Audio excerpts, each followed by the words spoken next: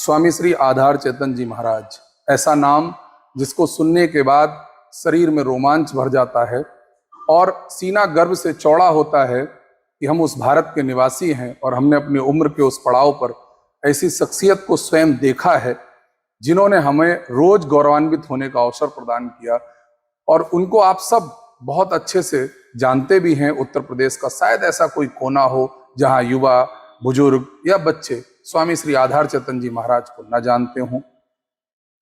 लेकिन उम्र एक शाश्वत सत्य है, हर किसी पर उम्र अपना प्रभाव दिखाती है, उससे कोई अछूता नहीं है।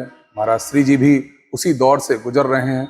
आज हम आपको लेकर आए हैं आगरा शहर में ट्रांस यमुना कॉलोनी है जिसमें स्वामी जी रहते हैं, बहुत लंबे समय से निवास करते हैं। और आज की यात्रा हमारी उन अनछुए पहलुओं पर है जिनको किसी ने भी अभी तक स्वामी जी के बारे में छूने का प्रयास नहीं किया।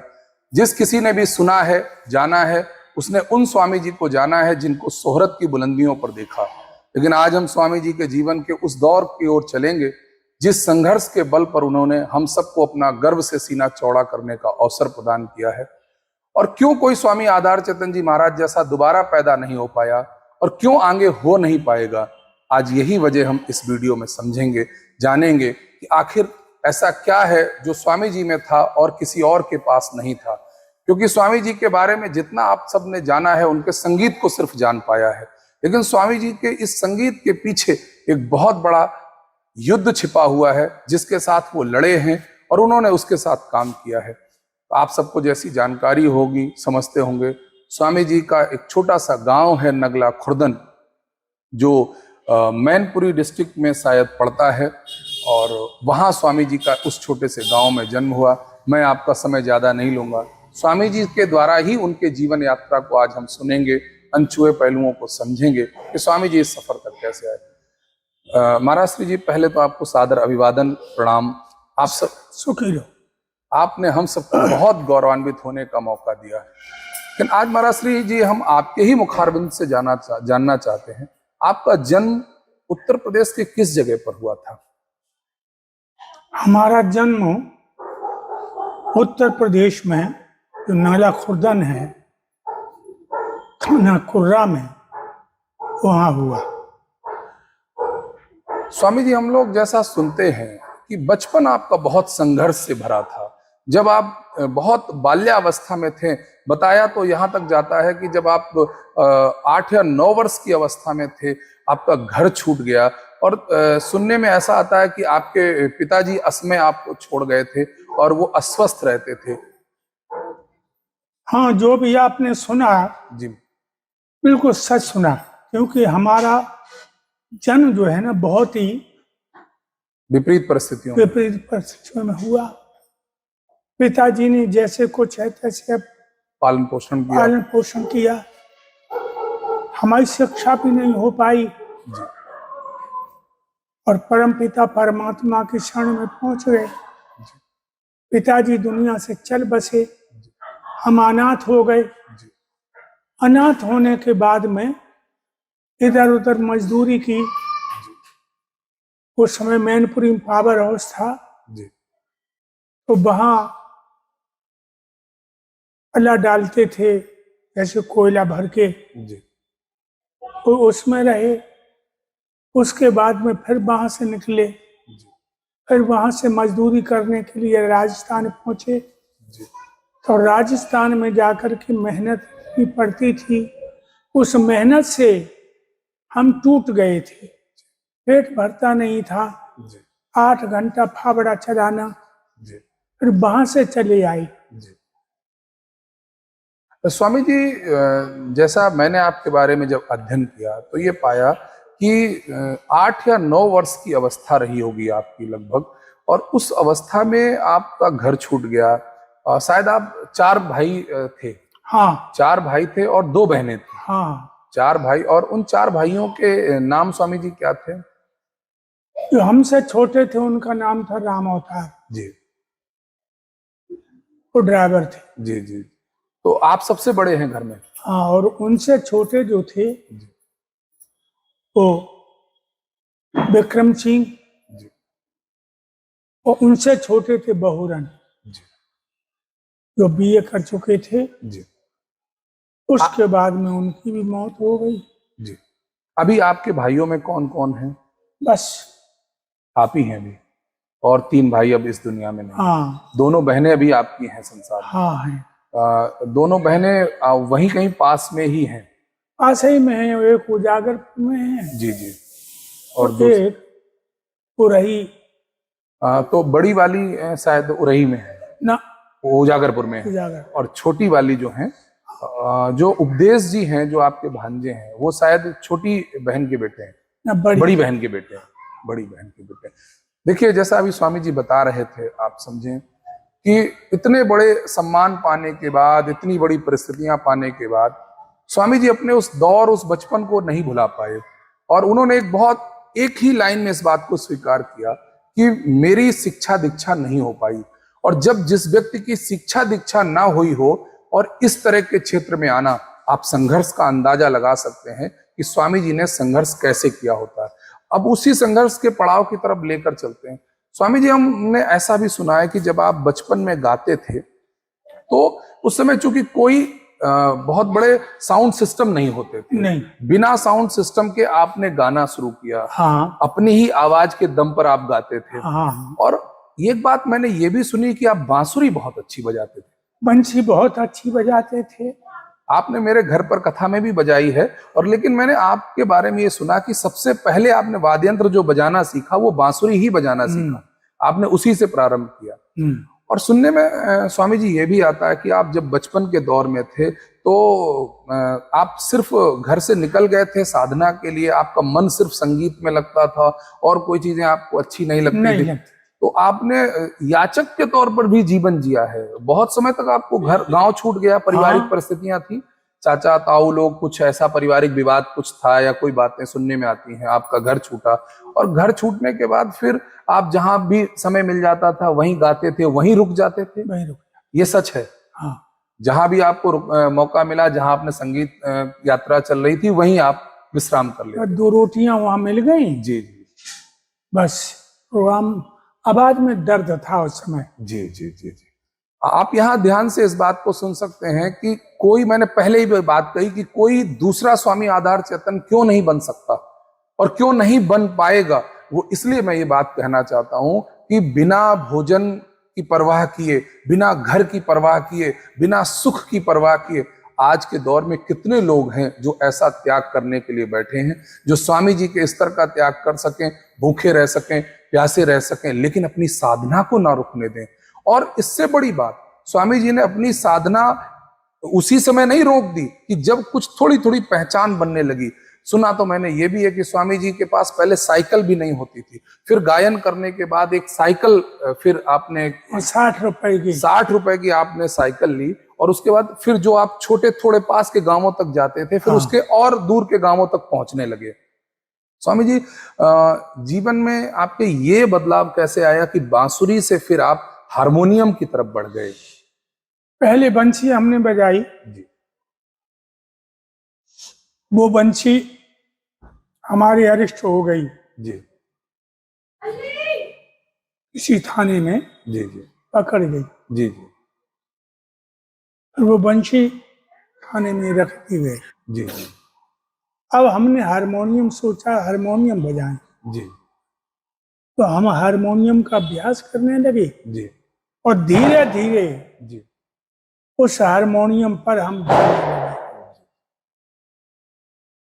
आप लोगों ने जिस विधा को सुना है, जिस तरह से स्वामी जी गाते हैं, आप सबकी जानकारी के लिए बताएं कि स्वामी जी के पहले आपको कोई भी इस विधा में गाता हुआ वादक नहीं मिलेगा, कोई इस तरह के स्वर में गाता हुआ नहीं मिलेगा। आपने संगीत के 7 सुरों के बारे में सुना होगा, अलग अलग घरानों के बारे में सुना होगा, आपने गजल के बारे में सुना होगा, आपने भागवत के बहुत सारे प्रकरण के संबंध में सुना होगा, गायन के तरीकों के बारे में सुना होगा।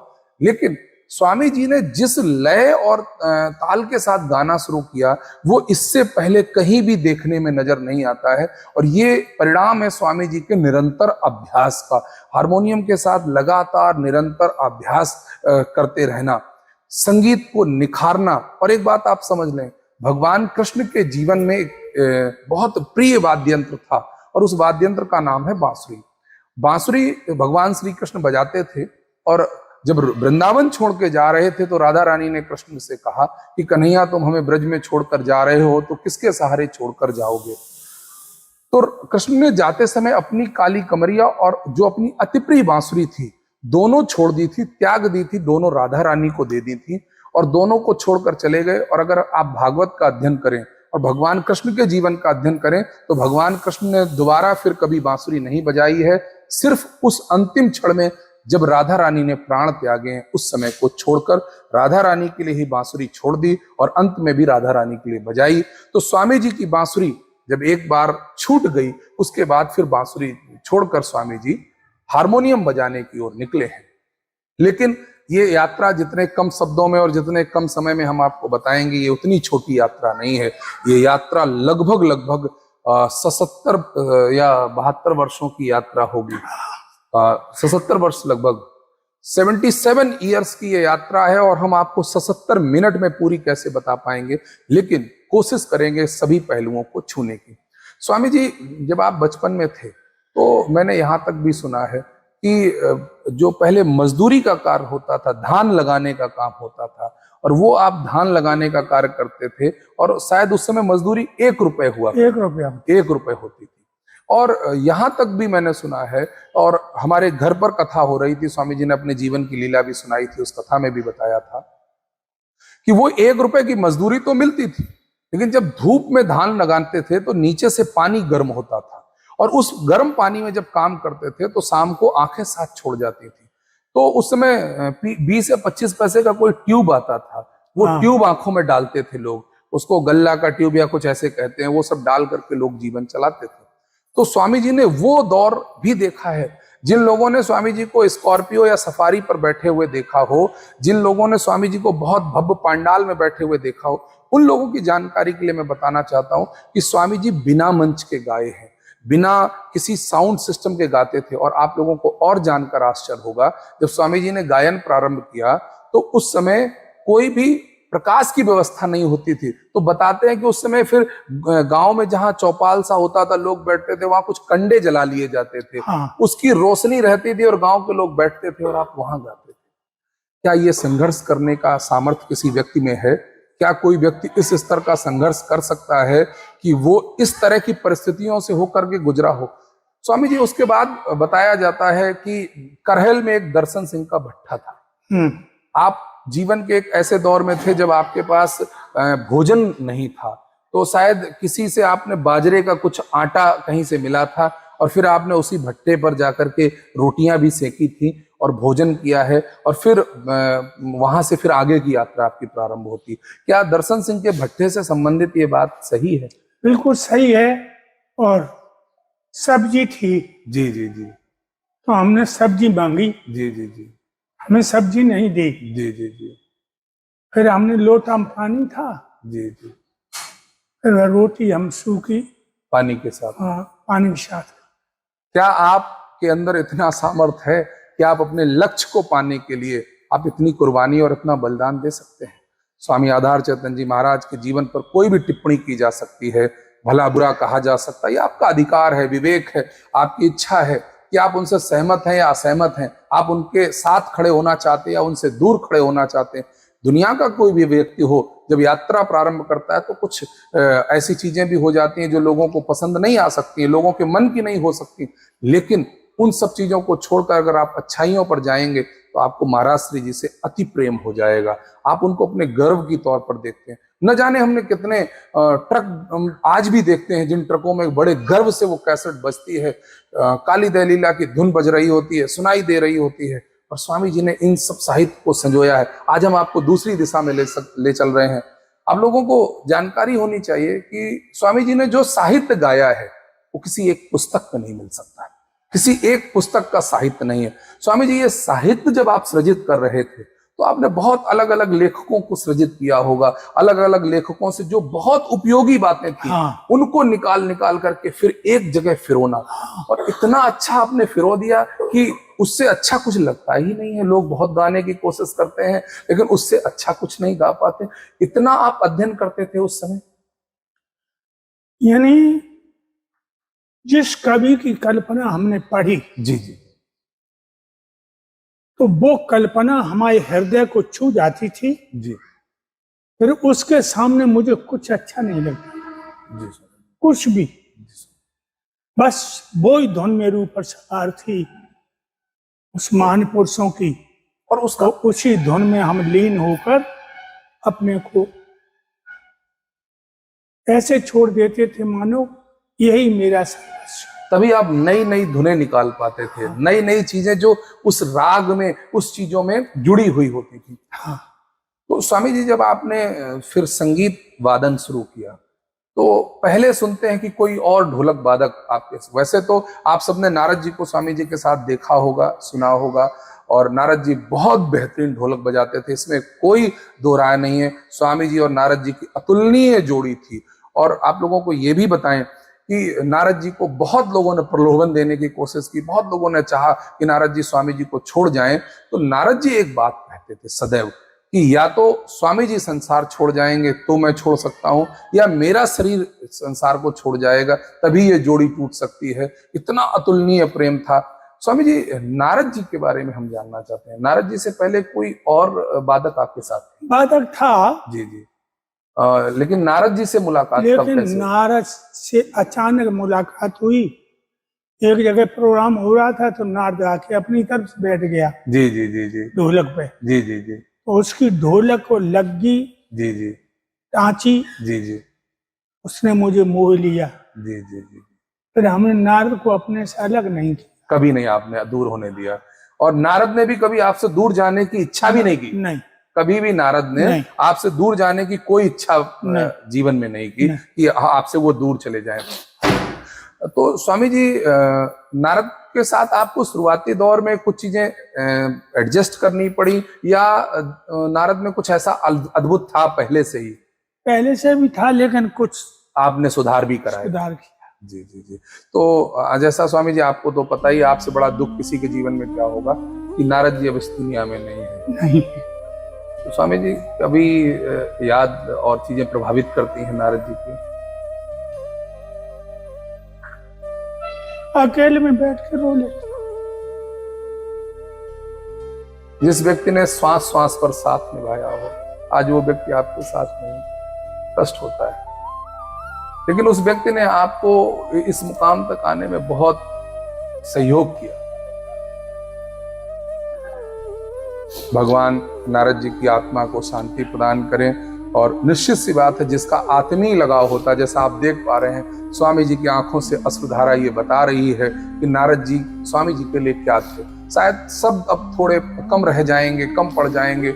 स्वामी जी वैसे शब्दों के इतने बड़े सृजनहार थे, बहुत अच्छे अच्छे अद्भुत शब्दों का सृजन किया, लेकिन उम्र का वो पड़ाव है, स्वामी जी अस्वस्थ हैं इस दौर में। लेकिन फिर भी आप उनके अश्रुओं से पूरी भाषा समझ सकते हैं कि आखिर उनका अतुलनीय प्रेम क्यों था नारद से, नारद का जीवन में योगदान क्या था। स्वामी जी, फिर आपके हृदय में ये विचार जब कैसेट आपके रिकॉर्ड होने शुरू हुए, ये दौर कैसे आया?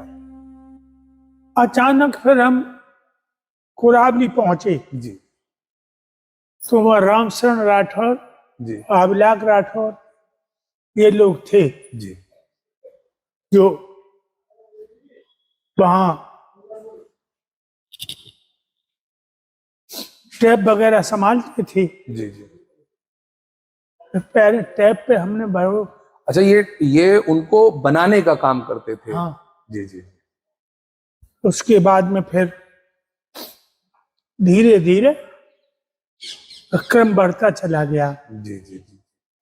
अच्छा, जब आपने ये शुरू किया होगा तब आपको कभी नहीं लगा होगा कि उत्तर प्रदेश इतना दीवाना हो जाएगा? ना ना ना ना, कभी नहीं लगा हाँ, होगा? कुछ लोगों ने तो भविष्यवाणी की थी, अच्छा।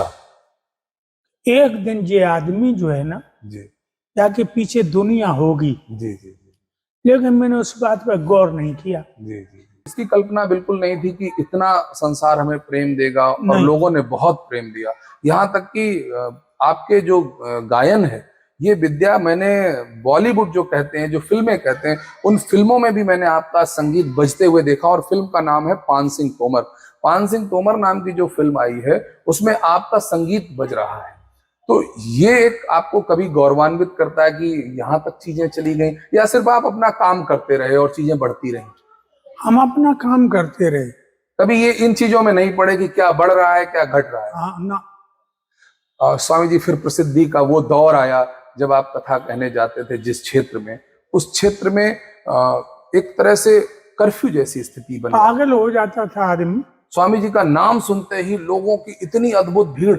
मैंने अपने पिताजी के कंधों पर बैठ करके एक बार, सबसे पहली बार जीवन में आपको सुना था, और क्या आप मोहित करते थे। जब आप गाते थे तो ऐसा लगता था मानो जो दृश्य आप बता रहे हैं वो दृश्य सामने घटित हो रहा है। हाँ। तो ये क्या आप उस दृश्य में स्वयं खो जाते थे? हाँ, स्वयं खो जाते थे, लीन होकर ही गाते थे? मुझे स्वयं होश नहीं रहता, उसी दृश्य में चले जाते थे, उतरते हुए। और आप ये देखें कि स्वामी जी ने जब गाना शुरू किया और जब स्वामी जी को प्रसिद्धि मिली, तो उसके बाद एक दौर ऐसा आया जब स्वामी जी के चाहने वालों की संख्या बढ़ी, तो उससे ज्यादा स्वामी जी का नुकसान करने वालों की भी संख्या बढ़ी, और लोगों ने ये चाहा कि स्वामी जी इस संसार से चले जाएं या इस विधा से चले जाएं। तो सुनते हैं स्वामी जी आपके ऊपर कई बार प्रयास हुआ, हमले किए गए, आपको मारने की कोशिशें की गई, ये बातें सच हैं क्या? हाँ, बिल्कुल सच है। कुछ लोगों ने हमारी जीभ काटने की जी योजना बनाई, जी इसकी जीभ काट। जी जी कुछ लोगों ने जहर देने की कोशिश की, जी जी जी कुछ लोगों ने किसी न किसी बहाने से मारा पीटा भी। बिल्कुल बिल्कुल। हाँ, हम स्वामी जी, इतने संघर्ष, इतने कष्ट, सब कुछ, लेकिन आपको अपनी भारत की मिट्टी से बहुत प्रेम रहा। हाँ, आपने जब कभी भी वादन किया, आपने भारत की मिट्टी का गुणगान सदैव किया, और भारत के वीरों का भी बहुत गुणगान आपने किया। तो ये देश प्रेम आपके जीवन में बचपन से ही था? बचपन से ही था। जी जी जी और जो अमर शहीद हैं जी या जो इतिहास छोड़ गए हैं, जी उनको मैं आत्मा से आज भी सम्मान करता हूँ, वो पहले भी किया। जी जी। स्वामी जी कहते हैं कि जो आपने साहित्य गाया, कई आपके आलोचक ये बात कह देते हैं कि वो किसी एक व्यक्ति, किसी दूसरे व्यक्ति का साहित्य सिर्फ था, लेकिन मैंने जो पढ़ा है उस साहित्य में और आपके गायन में काफी चीजों को आपने बदला बहुत है, परिवर्तित भी किया है। हाँ। दूसरों की मदद तो आपने ली है, लेकिन अपना परिवर्तन भी किया है, और आपने भी बहुत सारी पुस्तकें लिखी हैं। हाँ, कई पुस्तकें आपके द्वारा लिखी गई। 13-14 पुस्तक। तो कुछ एक आध पुस्तकों के नाम आप बता सकते हैं? एक तो आपने गीता लिखी है कोई? गीता, जी। और गीता के साथ आधार गीतांजलि आपने लिखी है? हाँ, और आधार चरित्र भी आपने लिखा है? लिखा है। सुदामा चरित्र भी आपने लिखा है? लिखा है। कई ऐसे साहित्यिक चीजें। कृष्ण अर्जुन युद्ध भी लिखा है। कृष्ण अर्जुन युद्ध आपने लिखा है? हाँ जी जी और उसके बाद में जी कहने का मतलब ये है कि खूब लिखा। जी जी। अच्छा, ये जो पंक्तियां हैं इनको पहले भी लोगों ने गाया है, लेकिन अपनी धुनों में गाया, अपनी तर्जों में गाया।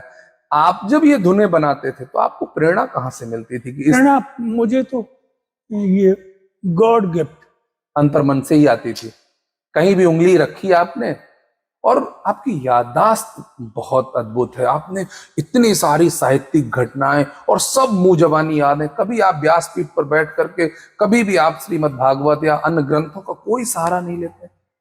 आपने बहुत सारी पौराणिक कथाएं गाई, कभी आपने इस तरह की चीजों का सहारा नहीं लिया? माँ सरस्वती की कृपा रही। जी। उसके बाद में जी प्रेरणा भी देने वाली वो ही है। जी जी।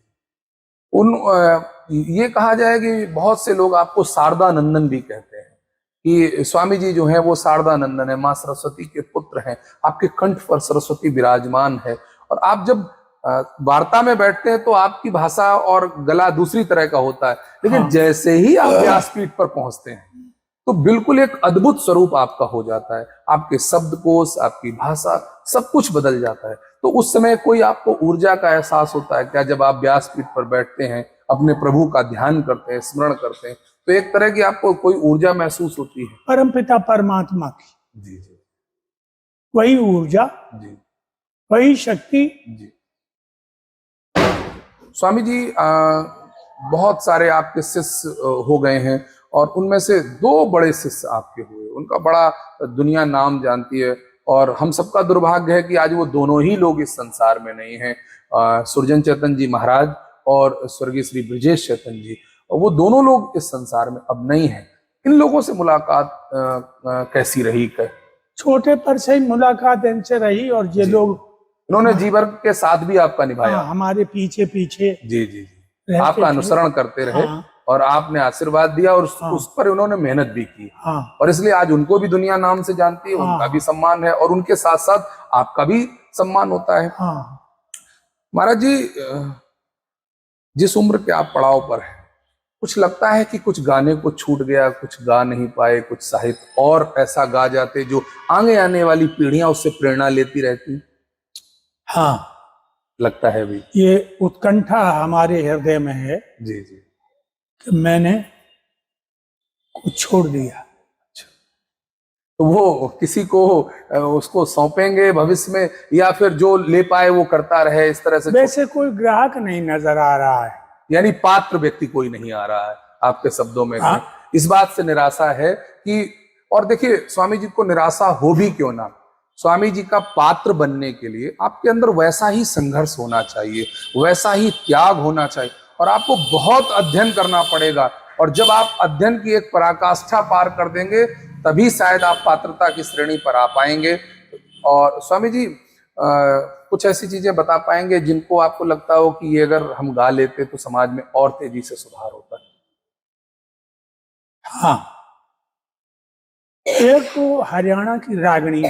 अच्छा, उसको आप अपनी धुन में ढालना चाहते थे, एक नई धुन बनाना चाहते थे। हाँ, कि उसमें बहुत अच्छी चीजों का भी इस्तेमाल है, वहां कुछ लोगों ने खराब भी किया लेकिन बहुत लोगों ने अच्छा भी किया है, और उसको फिर आप अपनी धुन में तराशना चाहते थे। हाँ, तो धुनें आपको तराशने का बहुत शौक रहा है। जैसे भगत सिंह, जी जी, चंद्रशेखर आजाद, जी जी, तात्या टोपे, जी, जो ये बहादुर हुए हैं, जी जी, इनके बारे में बोलना जी जी जी, बड़ी उत्कंठा रहती थी जी जी कि मैं बोलूं जी, और बताऊं कि देखिए हमारे देश के अंदर या देश में मरने और मिटने वाले कितने हुए। जी जी, खूब बताने को जी चाहता था और बताते थे हम। बताया भी है, बहुत जगह पर बताया है आपने।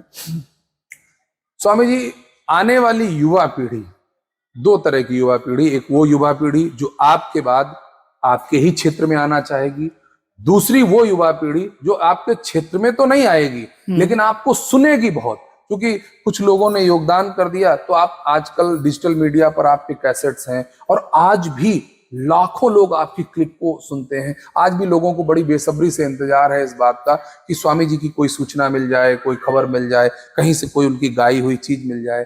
तो दोनों तरह के लोगों को आप क्या संदेश देंगे? एक वो लोग जो आपको अनुसरण करना चाहते हैं, कथावाचक बनना चाहते हैं, दूसरी वो युवा पीढ़ी जो आपको सुनती है। दोनों के लिए अलग अलग आप क्या संदेश देंगे? दोनों के लिए मेरा संदेश है कि जो सुन रहे हैं जी, और जो हमारे साहित्य को उत्कंठित होकर सुन रहे हैं जी, वो भी अच्छे ही लोग हैं, जी जी, और जो अनुसरण करना चाहते हैं जी, वो और भी अच्छे, जी जी, बहुत अच्छी बात, वो और भी अच्छे। जी जी। तो उनको अच्छी दिशा में चलना चाहिए। उनके लिए यही एक सलाह है कि आप अच्छा पथ तो ग्रहण कर रहे हैं लेकिन उसके प्रति आपके कर्तव्य भी हैं, उनका भी आप पालन करते हुए आगे बढ़े।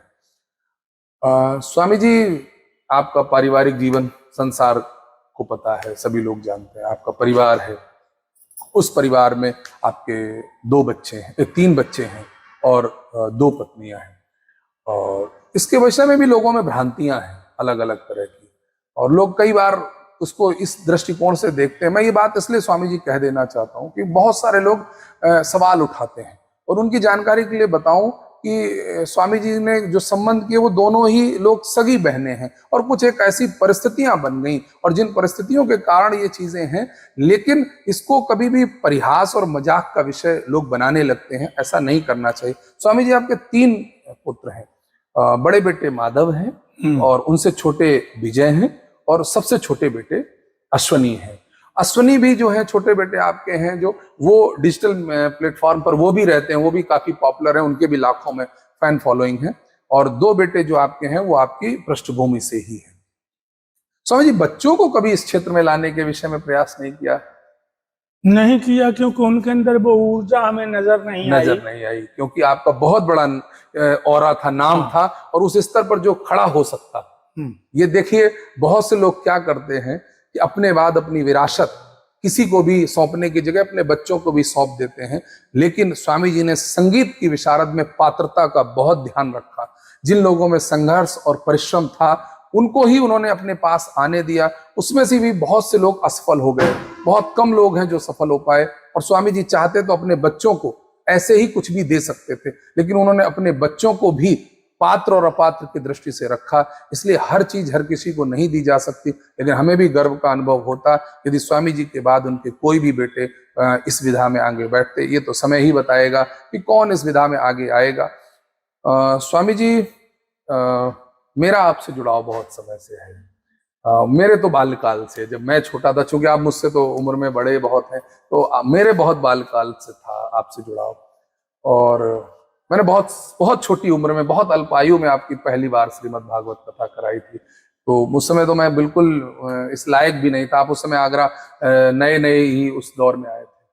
मेरे साथ आपका अनुभव कैसा रहा है? तुम्हारे साथ मुझे बहुत कुछ मिला।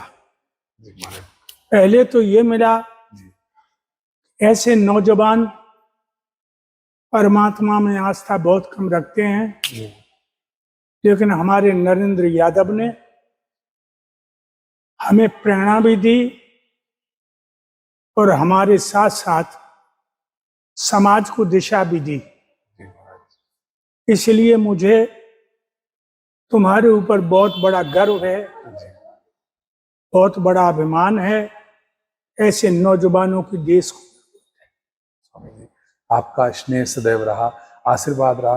और आप लोगों को बताएं, स्वामी जी ने हमें कई बार अपनी कथा हमारे यहाँ की, और स्वामी जी के जीवन में 9 दिवस तक चलने वाली श्रीमद् भागवत पहली बार उन्होंने हमारे घर पर की। और सबसे बड़ी कथा आज तक स्वामी जी के जीवन की वो है।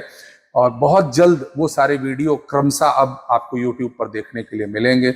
अभी तक वो सब वीडियो आपको नहीं मिल पाए। स्वामी जी, हम सब जब भी आपका नाम लेते हैं, सीना बहुत गर्व से चौड़ा होता है। आपके संघर्ष का परिणाम है। आप हम सबको इतना गौरवान्वित करते हैं। मैं भी कृष्ण को बहुत मानता हूँ, आप जानते हैं मैं बांके बिहारी का भक्त हूँ। अभी भी मैं वृंदावन से ही लौट कर आ रहा हूँ और स्वामी जी के पास आया हूँ। और स्वामी जी, आप भी उनको बहुत मानते हैं। मैं उनसे सिर्फ एक ही प्रार्थना करूंगा, आप दीर्घायु हों और हम सबकी उम्र आपके हिस्से में आए, और आप और लंबे समय तक समाज की सेवा करें। हम सब चले जाएंगे, कोई बात नहीं है, लेकिन अगर आप देर तक रहेंगे तो आप बहुत कुछ समाज को दे पाएंगे। समाज सही दिशा में जाएगा। आप स्वस्थ हों। और जो भी लोग ये सब वीडियो देख रहे हैं, आप सबको बताएं, स्वामी जी अस्वस्थ चल रहे हैं। बीमारी सभी को जीवन में लगती है। आप सब स्वामी जी के लिए अपने घर से दुआएं करिए। उन्होंने कितनी बार हमें हंसने का अवसर दिया, कितनी बार गर्व करने का अवसर दिया।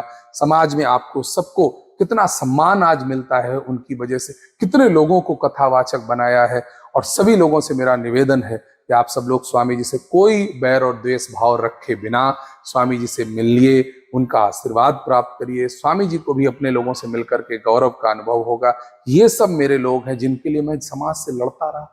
ऐसे ही नहीं पहुंचे, बहुत सी चीजों को मैं इस इंटरव्यू में छोड़ रहा हूं जानबूझकर। आप भी जानते होंगे कि समाज कैसा था, उस समाज से स्वामी जी कैसे लड़े। आपको पता है स्वामी जी के ऊपर कितना घिनौना आरोप लोगों ने लगाया था कि स्वामी जी के पास एक ऐसा चश्मा है जिस चश्मे को लगा लेने के बाद नंगा दिखाई देता है।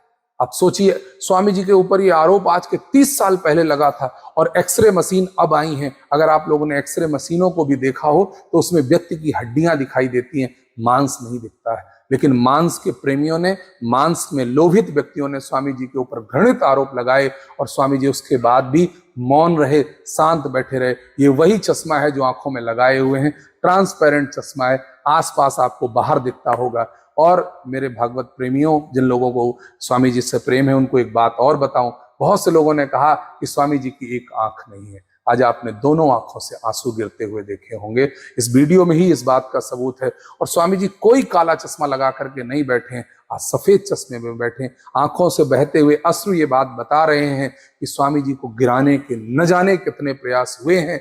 और जब स्वामी जी आज संसार में हैं तब हुए हैं, और जब याद रखना स्वामी जी इस संसार में नहीं होंगे तो इससे भी घिनौने आरोप लगाए जाएंगे। लेकिन सच आपकी आंखें देखती हैं और आपको देखना चाहिए कि स्वामी जी की दोनों आंखें हैं, आपके सामने हैं, कोई पत्थर की आंख नहीं है।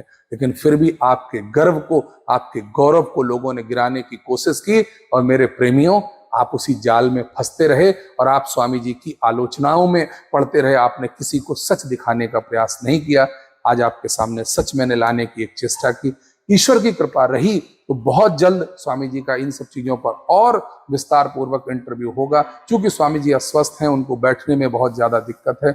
मेरा प्रेम उनके चरणों के प्रति ऐसा रहा है कि उन्होंने कभी मुझे किसी बात के लिए मना नहीं किया। मुझे ये गर्व का सदैव अनुभव होता है और उन्होंने अपने व्यक्तिगत जीवन में मुझे जगह दी है, इसलिए मुझे और गंभीरता का एहसास होता है कि उन्होंने मुझे कितना स्नेह प्रेम दिया है। आप सबको बार बार गौरवान्वित होने का अवसर प्रदान करते रहे। स्वामी जी, कोई दो शब्द आपके हृदय में हो जो आप कहना चाहते हो, यदि कोई संदेश या कोई चीज?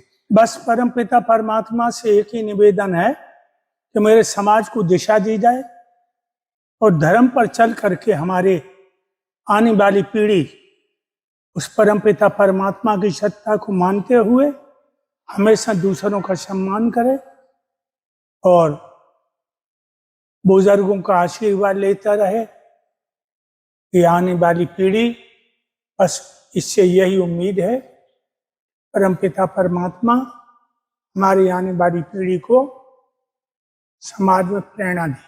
तो जैसा कि आप देख रहे हैं, ऐसा ना हो। स्वामी जी ने इतने वर्षों में जो महत्वपूर्ण बातें गाई हैं वो गुनगुनाने के लिए नहीं गाई, वो बातें इसलिए गाई हैं कि आप अपने जीवन में बदलाव करें। और स्वामी जी अपने समाज को बदलता हुआ देखना चाहते थे, इसलिए आप सबसे निवेदन, उन्होंने संपूर्ण समाज के लिए गाया है और इसको आप उसी तरह से देखें और आप सब वो बदलाव करें। आप सबको मेरी तरफ से जय श्री राधे। और स्वामी जी दीर्घायु और स्वस्थ रहें, इसके लिए भगवान से बारंबार प्रार्थना और अतिशीघ्र ऐसा अवसर प्राप्त हो कि हम स्वामी जी के साथ बैठ करके कोई और बड़ा इंटरव्यू और बहुत सारे मुद्दे जो स्वामी जी के दिल में बहुत सारी उत्कंठाएं हों आप तक ला पाएं।